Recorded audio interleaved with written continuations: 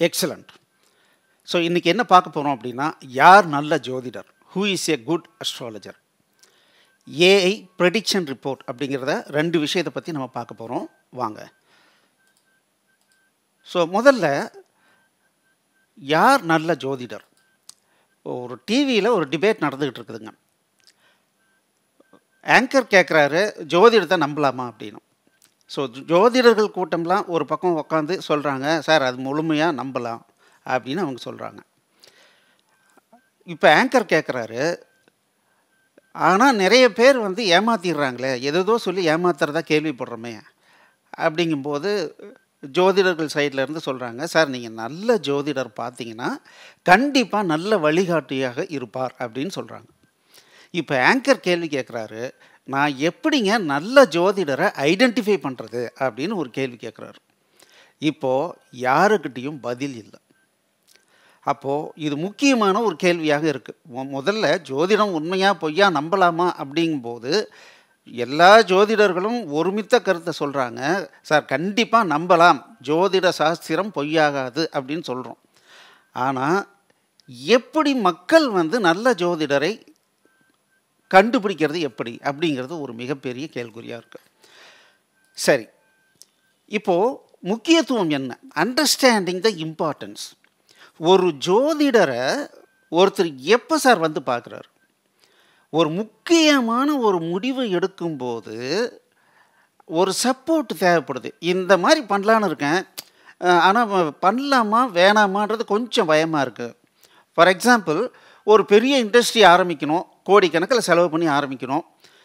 அது ஸ்டார்ட் பண்ணலாமா, நல்லா போகுமா, இல்லை கூட்டாளிகளை நம்ம கூட சேர்த்திக்கலாமா, இந்த மாதிரியான ஒரு முக்கியமான கேள்வி. நல்லா புரிஞ்சுக்கங்க, அவர் கோடிக்கணக்கான ரூபாய் அவர் செலவு பண்ணி ஒரு மிகப்பெரிய இண்டஸ்ட்ரி ஆரம்பிக்க போகிறார். அவருக்கு ஒரு சின்ன ஒரு சப்போர்ட்டிங் தேவைப்படுது. அப்போ வந்து ஒரு ஜோதிடரை அணுகும்போது அவருக்கு எப்படி வேணும், ஒரு ரிசல்ட் எப்படி வேணும், ஒரு நல்ல ரிசல்ட்டை கொடுக்கணும் இல்லைங்களா. சும்மா அப்படி பார்த்துட்டு அவருடைய இல்லைங்க இன்னொரு 5 வருஷத்துக்கு தள்ளி போடுங்கன்னு சொல்கிறாங்கன்னு வச்சுங்களேன். இப்போது என்ன பிரச்சனைனா, எதை பார்த்து 5 வருஷம் தள்ளி போடுங்கன்னு சொல்கிறாங்க, என்னென்னத்தை அனலைஸ் பண்ணாங்க அப்படிங்கிறது அவருக்கு தெரியணும்ல. அந்த ஒரு இண்டஸ்ட்ரியலிஸ்ட்டுக்கு இதை பண்ணலாமா வேணாமான்னு சொல்கிறது சும்மா அப்படியே போகிற போக்கில் சொன்னோம்னா, ஒரு ஜோதிடர் அப்படிங்கிறவர் அதிகம் படிக்காதவராகவும் இருக்கிறார். அப்போ அவர் சொல்கிறது எதையோ பார்த்துட்டு 5 வருஷம் தள்ளி போடுறேன்னா எப்படி நான் தள்ளி போடுறது, என்ன ப்ரூஃப் என்ன அப்படிங்கும்போது இது இப்போ தான் ரொம்ப முக்கியமான ஒரு விஷயமா இருக்குது. சார் நான் என்ன படிக்கணும் அப்படிங்கிறது ஒரு முக்கியமான நிகழ்வு, வாழ்க்கையில் மிக மிக முக்கியமான நிகழ்வு. தப்பாக அவனுக்கு என்ன வருமோ அதை அந்த கைட்லைனை நம்ம கொடுக்கணும் இல்லைங்களா. ஸோ அப்படி கொடுத்தோம்னா அது அவருக்கு உபயோகமாக இருக்கும். இப்போது நல்லா புரிஞ்சுக்கணும், இந்த இடத்துல பணம் அப்படிங்கிறது செகண்டரி, ஆனால் நம்ம கொடுக்குற சஜஷன் அப்படிங்கிறது ரொம்ப ரொம்ப ரொம்ப முக்கியமான ஒரு விஷயம். எப்படி ஹாஸ்பிட்டலில் போனோன்னே ஆப்ரேஷன் பண்ணி ஆகணுங்க, ரொம்ப முக்கியமான ஒரு பிரச்சனை ஆயிடுச்சு அப்படின்னு சொல்லும்போது, இப்போது என்ன நம்ம முடிவு எடுக்கிறோம், சார் எவ்வளோ செலவானாலும் பரவாயில்ல, முடிஞ்ச அளவு கம்மி பண்ணுங்க, ஆனால் காப்பாற்றி விடுங்கன்னு சொல்கிறோமா இல்லையா. அந்த மாதிரியான ஒரு முக்கியமான ஒரு நிகழ்வில் தான் ஜோதிடரை மக்கள் தேடி வருகிறாங்க. அப்போ நம்ம எப்படி ஹைலி ரெஸ்பான்சிபிள், ஏதோ போகிற போக்கில் பார்த்துட்டு நான் எனக்கு வந்து சக்தி இருக்குது அப்படின்னு சொல்லி நான் எதோயோ பார்த்துட்டு உடனே நான் அப்படியே டக்கு டக்கு டக்கு டக்குன்னு சொல்கிறதுல என்ன அர்த்தம் இருக்குது. நல்லா அனலைஸ் பண்ணி நான் ப்ரெடிக்ஷன் சொல்லணும். சரி, நான் அந்த ப்ரெடிக்ஷன் சொன்னேன், அதுக்கு என்ன அத்தாட்சி, நீ வேணால் யாருக்கிட்ட வேணாலும் போய் கேட்டுக்க அப்படின்ற ஒரு அதிகாரப்பூர்வமான தகவல்களை நம்ம கொடுக்கணும். அப்போ தானே வந்து அவர் நல்ல ஜோதிடர். ஸோ நல்ல ஜோதிடர் அப்படிங்கிறவர் யார் அப்படிங்கிறத ஒரு பொதுமக்கள் எப்படி தெரிஞ்சுக்குவாங்க அப்படின்னா, அவர் ஒரு ரிப்போர்ட்டை ப்ரொடியூஸ் பண்ணணும். Prepare report and submit.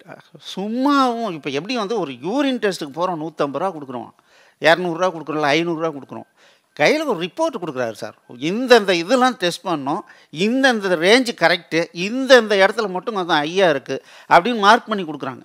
இப்போது சாதாரண மக்களும் அதை பார்த்த உடனே 2 பாயிண்ட் மட்டும் தாங்க மிஸ்டேக் இருக்குது, மற்ற எல்லாம் நல்லா இருக்குது அப்படின்னு அவங்க புரிஞ்சுக்கிறாங்க. இல்லை யூரின் டெஸ்ட்லாம் பண்ணிட்டேங்க எல்லாம் நல்லா இருக்குதுன்னு வெறும் வாயில் சொல்கிறாருன்னு வச்சுக்கோங்களேன். இப்போது அந்த அந்த மனிதனுக்கு எப்படி இருக்கும், எதை வச்சு சொல்கிறாங்க, என்ன நல்லா இருக்குது, என்ன நல்லா இல்லை, ஏதாவது இருக்கணும்ல. அப்போது ஒரு ரிப்போர்ட்டாக யார் ப்ரொடியூஸ் பண்ணுறாங்களோ அவங்க தான் இனி வரும் காலங்களில் நல்ல ஜோதிடராக இருக்க முடியும். வார்த்தைகளில் மட்டும் சொல்லிவிட்டு கிளம்புங்க அப்படின்னு காசை வாங்கிட்டு அனுப்புகிறாரு அப்படின்னா அவருடைய வாழ்க்கையில் நம்ம விளையாடுறோன்னு அர்த்தம். நம்மளை நம்பி ஒருத்தர் அப்ரோச் பண்ணுறாரு, அவருடைய வாழ்க்கையில் நான் வந்து விளையாடுறேன் அப்படின்னு அர்த்தம். நான் என்ன பண்ணும் சார், ஒரு ரிப்போர்ட் ப்ரிப்பேர் பண்ணி கொடுங்க சார். என்ன பண்ணும், என்ன ரிப்போர்ட்டு, ஒரு சாம்பிள். இதுதான் இல்லை, உங்களுக்கு எப்படி பெஸ்ட்டாக ரிப்போர்ட் தோணுதோ அப்படி நீங்கள் ரெடி பண்ணுங்கள். ஒரு சின்ன சாம்பிள் இங்கே இருக்குது, நான் காட்டுறேன். ஸோ இப்போ பார்த்தீங்கன்னா, ஸோ உங்களுடைய அஸ்ட்ராலஜி சென்டர் நேமு நீங்கள் ப்ரெடிக்ஷன் பண்ணுறீங்கள, அதுக்கு ஒரு நம்பர் ட்ராக்கிங் சிஸ்டம் மெயின்டைன் பண்ணும். நீ என்னைக்கு வந்தீங்கனாலும் இந்த நம்பர் ட்ராக்கிங் சிஸ்டத்தை எடுத்தேன்னா நான் உனக்கு என்ன சொன்னேன்னு நான் பார்த்து சொல்லுவேன். இப்போ என்ன தெரியுங்களா, நான் ஒருத்தர் போய் பார்க்குறாங்க ஒரு ஜோதிடரை, அவர் சொல்கிறாரு இது பண்ணவே கூடாதுங்க, ஒன்றும் பண்ணிடாதீங்க அப்படின்னு சொல்கிறாரு. 6 மாதம் கழித்து போனால் ஏங்க இன்னும் பண்ணியிருக்கணுமேங்க, இன்னுமா பண்ணாமல் உட்காந்துட்ருக்கீங்க, ஜோதிடம் அப்படி பக்காவாக இருக்குதுங்க அப்படிம்பார். அப்போது இல்லைங்க நீங்கள் தான் வேறு மாதிரி சொன்னீங்க, நான்லாம் சொல்லியிருக்கிறது வாய்ப்பே இல்லைங்கன்னு வந்து போராடுறாரு. அப்போது ஒரு நம்பரிங் சிஸ்டம் அப்படின்னு கொடுத்துட்டோம்னா நீங்கள் வந்தீங்கன்னா அடுத்த முறை வந்தாலும் ரெஃபர் பண்ணிவிட்டு சார் நான் உங்களுக்கு இதை தான் சொன்னேன்னு சொல்கிறதுக்கு நான் இங்கே ஒரு ட்ராக்கிங் இருக்கணும். இது யாருக்காக ப்ரிப்பேர் பண்ணோம், என்ன தேதியில் ப்ரிப்பேர் பண்ணோம் அப்படிங்கிறத ஒரு ட்ராக்கிங். ஓகே, இப்போது என்ன கேள்வி, என்ன இந்த ஜாதகர் ஜோதிடம் கற்றுக்கொண்டு தொழிலாக செய்யலாமா, வேறு என்ன தொழில் செய்யலாம், இப்படி ஒருத்தர் கேள்வி கேட்குறாருன்னா அப்படியே பார்த்த உடனே அப்படியே மிகப்பெரிய ஒரு எக்ஸ்பர்ட் மாதிரி பேசலாம். பட் அவருக்கு கையில் என்ன கொடுத்து அனுப்ப போகிறோம். ஸோ இப்போ பார்த்தீங்கன்னா பார்த்த உடனே நிறைய விஷயங்கள் நம்ம மனசுக்குள்ளார வருது, நம்ம படித்த விஷயங்கள் அதில் வந்து விதிகள், விதிமுறைகள், விதி விலக்குகள் எல்லாம் வருது. அதெல்லாம் பார்த்துட்டு உடனே சொல்கிறோம், அதெல்லாம் ஒரு ரிப்போர்ட்டாக ப்ரிப்பேர் பண்ணி கொடுக்கணும். இப்போது இந்த ஒரு கேள்வி, இந்த ஜாதகர் ஜோதிடம் கற்றுக்கொண்டு தொழிலாக செய்யலாமா, இந்த கேள்விக்கு என்ன சார் பதில் அப்படின்னு பார்த்தோம்னா இந்த பதிலுக்கு நான் எதெல்லாம் அனலைஸ் பண்ணேன் அப்படிங்கிறத நான் கொடுத்துருக்கேன். சரி, ஃபார் எக்ஸாம்பிள் இங்கே பார்த்தீங்க அப்படின்னா என்னென்ன மினிமம் டீட்டெயில், இவருடைய ஜாதகத்தின்படி என்னென்ன யோகங்கள் இருக்குது, நல்ல யோகங்கள் கெட்ட யோகங்கள்லாம் என்னென்ன இருக்குது அதை நம்ம பார்க்குறோம். அடுத்தது ஒவ்வொரு ஜாதகத்துக்கும் நிறைய கட்டங்கள் இருக்குது, ஒரு குறிப்பிட்ட விஷயத்துக்கு இந்த கட்டம். ஸோ இது வந்து தொழிலை பற்றி பேசுது, ஜோதிடத்தை கற்றுக்கொண்டு அது தொழிலாக செய்யலாமான்னு கேட்குது. அப்போது நார்மலாகவே ராசி நவாம்சத்தை பார்ப்போம், கூடவே தசாம்சமும் ஹோராவையும் செக் பண்ணினா ரொம்ப நல்லது. தசாம்சம் தொழிலை குறிக்குது, ஹோரா தொழில் மூலமாக சம்பாதிச்சு நான் எப்படி வந்து சேமிக்க போகிறேன் அப்படிங்கிறத ஹோரா குறிக்குது. அப்போ இதெல்லாம் செக் பண்ணிட்டு தான் சார் நான் உனக்கு கொடுத்துருக்குறேன். என்ன கொடுத்துருக்கேன், இதுதான் வணக்கம். ஸோ என்ன ஜோதிட சாஸ்திரத்தின் படி, ஸோ இந்த தசாம்சத்தின் படி தொழில் திறன் காட்டும் கட்டம் படி என்னென்ன சொல்லுது. அடுத்தது இந்த விளக்கம் என்ன, வேறு என்ன தொழில் செய்யலாம், இறுதி முடிவு என்ன, உங்கள் ஜாதகத்தில் உள்ள ஹம்ச யோகம், கஜகேசரி யோகம், வலுவான புதன் மற்றும் குருவின் நிலை, தசாம்சத்தில் உள்ள கிரக சேர்க்கைகள் ஆகியவை நீங்கள் ஒரு சிறந்த ஜோதிடராக உருவாவதற்கான அனைத்து தகுதிகளும் அளிக்கின்றன. இந்த மாதிரி ஒரு ரிப்போர்ட்டை கொடுத்துட்டா அவர் வீட்டில் போய் 2-3 முறை படிச்சுட்டு இதை வேணால் இன்னொருத்தர்கிட்ட கொண்டு போய் சார் இப்படி ஒரு கேள்வி கேட்டேன், இதை சொல்லியிருக்கிறாரு, இது ஓகேவான்னு இன்னொரு ஜோதிடர்கிட்ட காட்டினா அவரும் அதே சொல்லுவார்ல. இப்போ என்ன பிரச்சனைனா, சரி இவர் தான் இப்படி சொன்னார்னு இன்னொரு ஜோதிடர்கிட்ட போனோம்னா அவர் வேறு சொல்கிறார், இன்னொருத்தர்கிட்ட போனால் அவர் இன்னொன்று வேறு சொல்கிறாரு. ஆனால் இந்த மாதிரி ஒரு ரிப்போர்ட்டை கொடுத்துட்டா செகண்ட் ஒப்பீனியன் வாங்கணும்னா, சார் இப்படி என்கிட்ட ஒரு ரிப்போர்ட் ஒருத்தர் கொடுத்துருக்காரு, இதை நம்பலாமா வேணாமா அப்படிங்கும்போது அப்போ தான் நம்மை நம்பி வந்தவங்க கண்டிப்பாக ஒரு நல்ல டெசிஷன் எடுக்க முடியும். ஸோ இந்த ரிப்போர்ட்டை நம்ம எடுக்கிறது ரொம்ப ரொம்ப முக்கியம். இந்த மாதிரி ஒரு ரிப்போர்ட்டை எதிர்காலத்தில் யார் கொடுக்குறாங்களோ அவர் தான் நல்ல ஜோதிடராக கருதப்படுவார். சரி, ரைட்டு. இப்போது நம்ம ப்ரெடிக்ஷன் எனேபிள்டு அஸ்ட்ராலஜி சாஃப்ட்வேர்னு வச்சுருக்கோம். அந்த சாஃப்ட்வேரில் இந்த ரிப்போர்ட்டை நம்ம எப்படி டவுன்லோட் பண்ணுறது அப்படின்றத காட்டுறேன் உங்களுக்கு. astrology.collectiva.in இந்த சைட்டுக்கு முதல்ல வாங்க. ஸோ இந்த சைட்டுக்கு வாங்க. இதில் பார்த்தீங்க அப்படின்னா ஏற்கனவே நீங்கள் வந்து லாகின் இருந்ததுன்னா லாகின் பண்ணிக்கலாம், இல்லை க்ரியேட் ஃப்ரீ அக்கௌண்ட் போய்க்கலாம். இப்போ நான் லாகின் போகிறேன். ஸோ என்னுடைய லாகினில் போகிறேன்.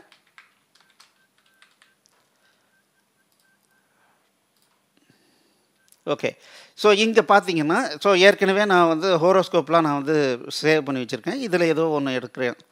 ஸோ இப்போ இதில் வியூ போகிறேன். வியூ போனோன்னா இந்த ஜாதகனுடைய கம்ப்ளீட் டீட்டெயில் வரும். நான் பார்த்துக்கலாம். இப்போ நான் என்ன பண்ணுறேன்னா, ஆஸ்க் எ கொஷின், நான் ஒரு கேள்வி கேட்கணும், எனக்கு பதில் வேணும்னு போகிறேன். ஸோ இங்கே கேள்வியை டைப் அடிக்கிறேன். ஸோ இப்போ நான் என்ன கேள்வி டைப் அடிக்கிறேன்னா, நான் சொந்தமாக தொழில் தொடங்க ஆசைப்படுகிறேன். எனக்கு தேவையான உதவிகள் கிடைக்குமா? அல்லது வேலைக்கு செல்வது நல்லதா? ஸோ இந்த மாதிரி கேள்வி அடிச்சுட்டு கெட் ஆன்சர்னு கொடுக்குறோம். ஸோ இந்த ஏஐ ப்ரெடிக்ஷன் அப்படிங்கிறது இந்த எல்லா விஷயங்களையும் அனலைஸ் பண்ணிவிட்டு ஒரு பாயிண்ட்டை கூட மிஸ் பண்ணாமல் வேத ஜோதிடத்தில் என்னென்ன விஷயங்களை கணிச்சிட்டு ஒரு ப்ரெடிக்ஷன் சொல்லணும்னு சொல்லியிருக்காங்களோ அந்த விஷயங்களை எல்லாம் செக் பண்ணிவிட்டு என்ன பண்ணுது அப்படின்னா நமக்கு ப்ரெடிக்ஷன் கொடுக்குது. இதுக்கு நிறைய டைம் எடுக்கும், கிட்டத்தட்ட 1.5 நிமிஷம் கூட ஆகலாம். ஓகே. ஸோ இப்போ பார்த்தீங்கன்னா இதுக்கு உண்டான ஆன்சர் இங்கே வந்துடுச்சு. ஸோ இந்த ஆன்சரை நான் காப்பி பண்ணி அப்படியே டைரெக்டாக வந்து வாட்ஸ்அப்பில் பேஸ்ட் பண்ணலாம், அல்லது எடிட் பண்ணி இதை நான் படிச்சுட்டு என்னுடைய எக்ஸ்பீரியன்ஸ் படி நான் இதை வேறு மாதிரி மாற்றணுன்னா மாற்றி சேவ் பண்ணிவிட்டு டவுன்லோட் பிடிஎஃப்னு கொடுத்தேன் அப்படின்னா இந்த விஷயங்கள் அப்படியே டவுன்லோட் ஆகும். ஸோ இப்போ பார்த்தீங்கன்னா டவுன்லோட் கொடுக்குறேன்.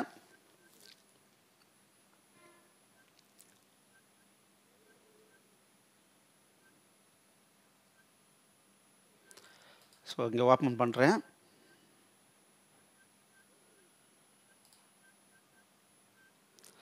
ஸோ இப்போ பாருங்கள் இந்த ரிப்போர்ட் வந்திருக்கு. ஸோ என்னென்ன கட்டங்களை செக் பண்ணணும். ஓகே, முடிவுரை என்னன்னு பார்ப்போம். 2027க்கு பிறகு சரியான நேரம், உங்கள் தொழில் கனவை நனவாக்குவதற்கான சரியான நேரம் 2027க்கு அப்புறம் அப்படின்னு சொல்லுது. ஸோ இது வந்து எப்படி நம்ம ரிப்போர்ட் எடுக்கிறதுன்னு பார்த்தோம்.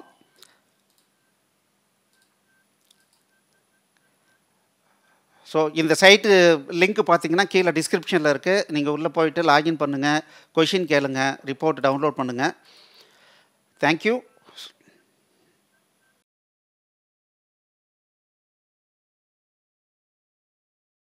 இந்த வீடியோ உங்களுக்கு பிடிச்சிருந்ததுன்னா எங்களுடைய யூடியூப் சேனலுக்கு முதல்ல சப்ஸ்கிரைப் பண்ணிக்கோங்க. இந்த வீடியோவை லைக் பண்ணுங்கள், ஷேர் பண்ணுங்கள். மேலும் இந்த யூடியூப் சேனலில் பார்த்தீங்க அப்படின்னா நிறைய கோர்சஸ் போட்டிருக்கோம். நீங்கள் என்ன பண்ணலாம் அப்படின்னா எங்களுடைய வெப்சைட் அட்ரஸ்க்கு வந்தீங்க அப்படின்னா அதில் ஃப்ரீ கோர்சஸ் அப்படின்னு சொல்லிட்டு எல்லா யூடியூப் கோர்சஸையும் லிஸ்ட் பண்ணியிருக்கோம். உங்களுக்கு பிடிச்ச கோர்ஸை நீங்கள் வந்து ஸ்டார்ட் பண்ணி ப்ளே பண்ணலாம். நன்றி.